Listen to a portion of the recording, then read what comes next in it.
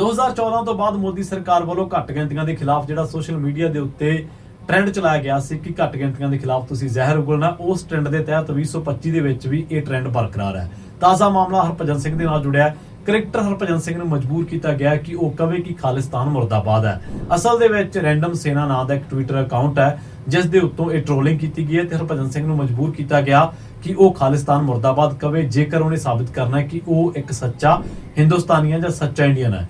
ਬਾਕੀ ਕ੍ਰਿਕਟਰਾਂ ਨੂੰ ਵੀ ਕਿਹਾ ਗਿਆ ਕਿ ਉਹਨਾਂ ਚਿਰ ਇਹਦੇ ਤੇ ਰੀਟਵੀਟ ਕਰੋ ਜਿੰਨਾ ਚਿਰ ਇਹ ਜ਼ਾਹਰ ਨਹੀਂ ਹੁੰਦਾ, ਇਹ ਸਾਫ਼ ਨਹੀਂ ਹੁੰਦਾ ਕਿ ਖਾਲਿਸਤਾਨ ਮੁਰਦਾਬਾਦ ਹਰਭਜਨ ਸਿੰਘ ਨੇ ਕਹਿ ਦਿੱਤਾ ਹੈ। ਉਸ ਤੋਂ ਬਾਅਦ ਇਸ ਟਵਿੱਟਰ ਦੇ ਟਵੀਟ ਕਰਨ ਵਾਲੇ ਦੇ ਖਿਲਾਫ ਕਾਰਵਾਈ ਕੀਤੀ ਗਈ ਹੈ। ਇਹਦਾ ਨਾਮ ਅਭਿਸ਼ੇਕ ਸਿੰਘ ਹੈ। ਅਭਿਸ਼ੇਕ ਸਿੰਘ ਬਿਹਾਰ ਦਾ ਰਹਿਣ ਵਾਲਾ ਹੈ। 60,000 ਰੁਪਇਆ ਮਹੀਨਾ ਪ੍ਰਤੀ ਮਹੀਨਾ ਇਹ ਨੌਕਰੀ ਕਰਦਾ ਸੀ, ਫ੍ਰੀ ਪ੍ਰੈਸ ਜਰਨਲ ਦੀ ਇੱਕ ਰਿਪੋਰਟ ਦੇ ਮੁਤਾਬਕ।